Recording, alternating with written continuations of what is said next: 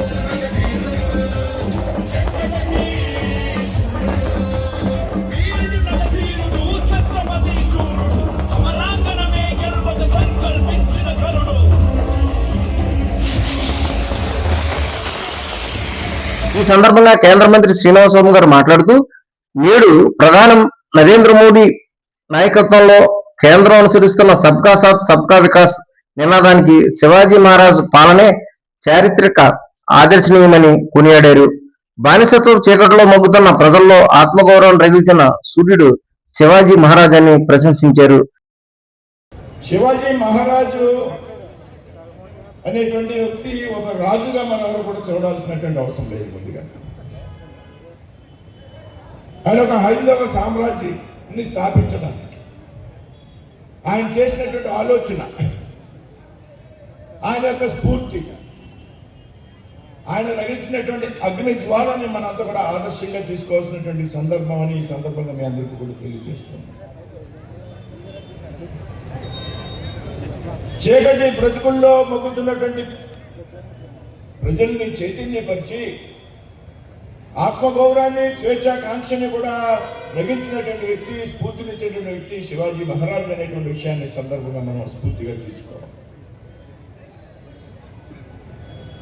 కేవలం అతి తక్కువ సైన్యంతో, అతి తక్కువ మరాఠా వీరులతో చాలా శక్తివంతమైనటువంటి సామ్రాజ్యాలతో యుద్ధాలు చేసినటువంటి వ్యక్తి శివాజీ మహారాజ్ అనేటువంటి విషయం.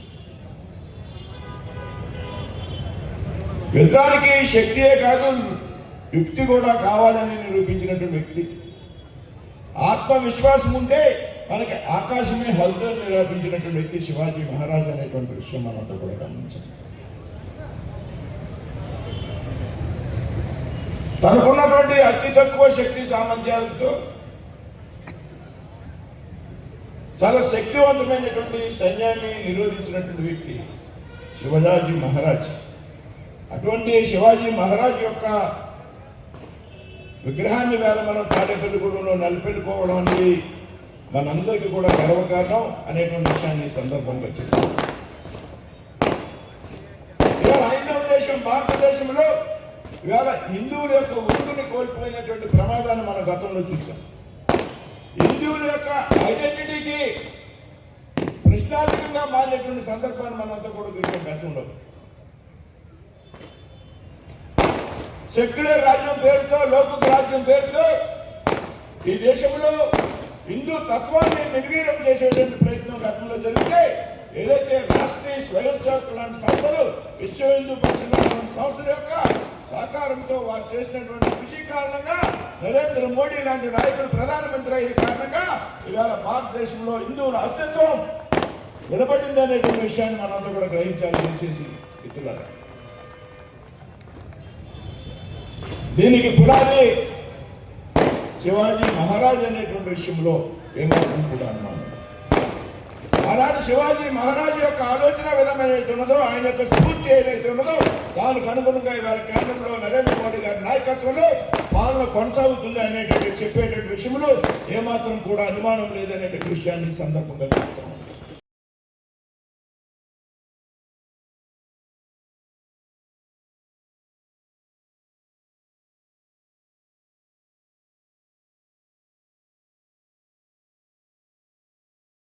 ఇక తాడేపల్లిగూడెం ఎమ్మెల్యే బొలిశెట్టి శ్రీనివాస్ గారు మాట్లాడుతూ ఒక గొప్ప స్ఫూర్తి ప్రదాత అయిన ఛత్రపతి శివాజీ విగ్రహాన్ని ఆవిష్కరించడం తమకు దక్కిన అదృష్టమన్నారు. ఇకపై ఈ విగ్రహం ఏర్పాటు చేసిన ప్రాంతాన్ని శివాజీ సెంటర్ గా పిలుస్తామని ఒక కీలక ప్రకటన చేశారు. ఆయన మోగిరెడ్డి ఆదిలక్ష్మి గారికి ఇక్కడ ఛత్రపతి శివాజీ విగ్రహం పెట్టాలని అన్నప్పుడు ఆవిడ నన్ను సంప్రదించినప్పుడు ఖచ్చితంగా అదంతా నేను చూసుకుంటాను, మీరేమి దీంట్లో ఇబ్బంది పడవలసిన అవసరం లేదు, చాలా మంచి సెంటర్లో పెడతాను అని చెప్పి ఆ రోజున అధికారులని ఇక్కడ ఉన్నటువంటి ప్రజలందరూ కోరిక మేరకు ఈ తాడేపల్లిలోనే చాలా పెద్ద సెంటర్ ఇది జీవీ మాల్ కాదు. ఈ రోజు నుంచి ఛత్రపతి శివాజీ సెంటర్. అంటే ఛత్రపతి శివాజీ అంటే ఇదివరకు మా చిన్నప్పుడు ఒళ్ళు గొగురు పొడిచేటువంటి పాఠ్యాంశాలు ఉండేవి.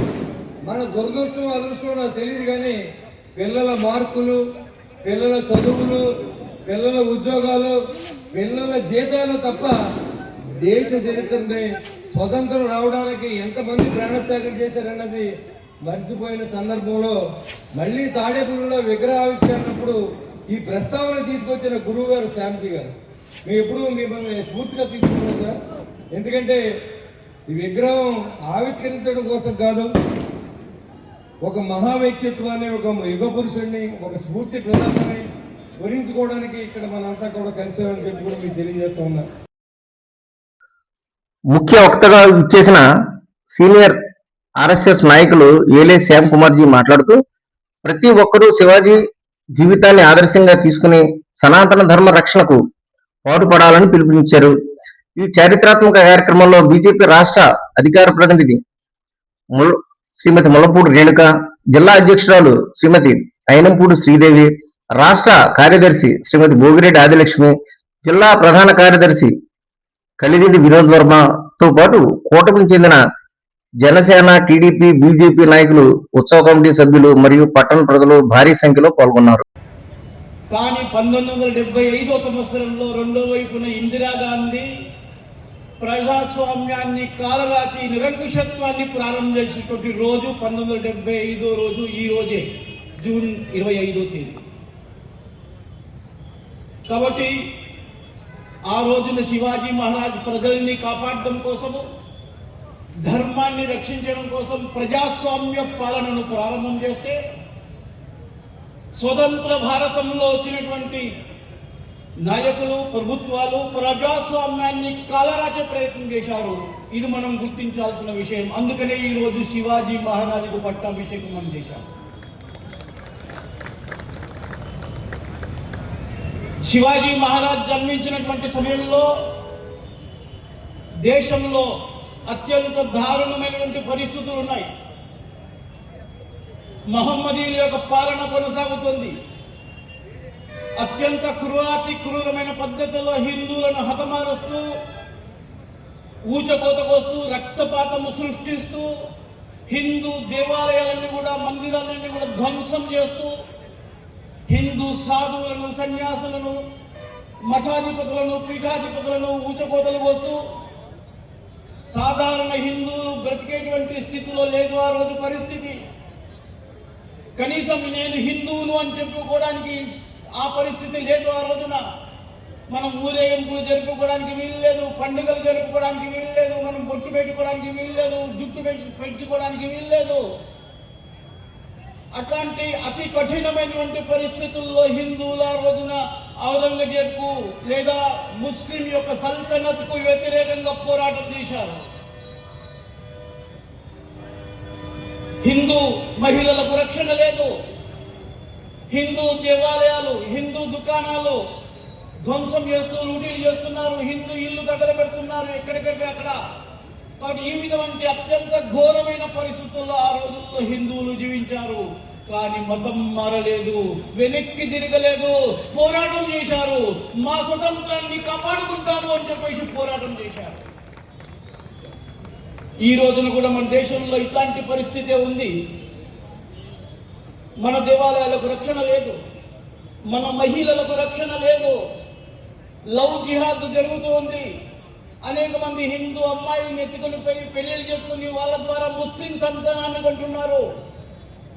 మన పక్కలనే ఉంటూ, మన యొక్క ఉప్పు తింటూ, మన గాలి పీలుస్తూ, మన యొక్క నీళ్లు తాగుతూ, ఈ దేశంలో జీవిస్తూ, ఈ దేశానికి వెన్నుపడులు పడిచే వాళ్ళు మన చుట్టూ ఉన్నారు. ఇవాళ ఇట్లాంటి వాళ్ళ నుంచి మన దేశాన్ని రక్షించాల్సినటువంటి బాధ్యత ఇవాళ మనందరి మీద ఉంది. ఆ రోజు శివాజీ యొక్క స్ఫూర్తి తీసుకుని కనుక శివాజీని పట్టాభిషేకం చేసుకున్నాము, విగ్రహావిష్కరణ చేసుకున్నాము అంటే శివాజీ లాగా జీవించాలి.